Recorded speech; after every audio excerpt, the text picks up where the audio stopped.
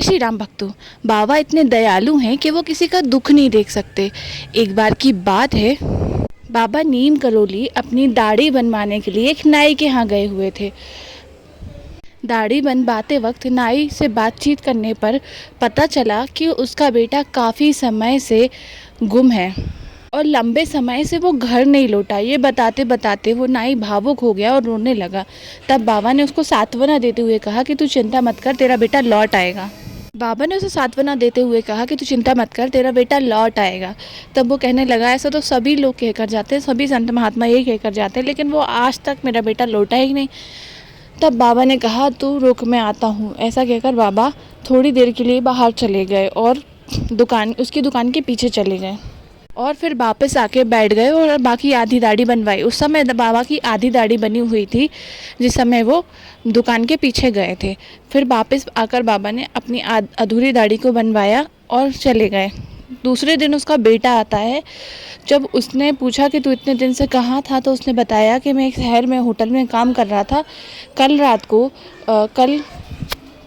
जब मैं वहाँ बर्तन मांज रहा था तब एक बाबा आए, उनकी आधी दाढ़ी बनी हुई थी और उन्होंने मुझे कुछ पैसे दिए और कहा कि तेरी गाड़ी छूटने वाली है, तू तुरंत स्टेशन पर जाओ। ऐसा कहकर वो टिकट के पैसे देकर मुझे चले गए। मैंने तुरंत जाकर गाड़ी पकड़ी और घर आ गया। ये किस्सा सुनकर, ये बात सुनकर वो नाई बहुत आश्चर्यचकित हो गया कि बाबा तो केवल 2 मिनट के लिए गए थे और उतनी देर में वो दूसरे शहर में मेरे बेटे के पास जाकर पैसे देकर वापस भी आ गए।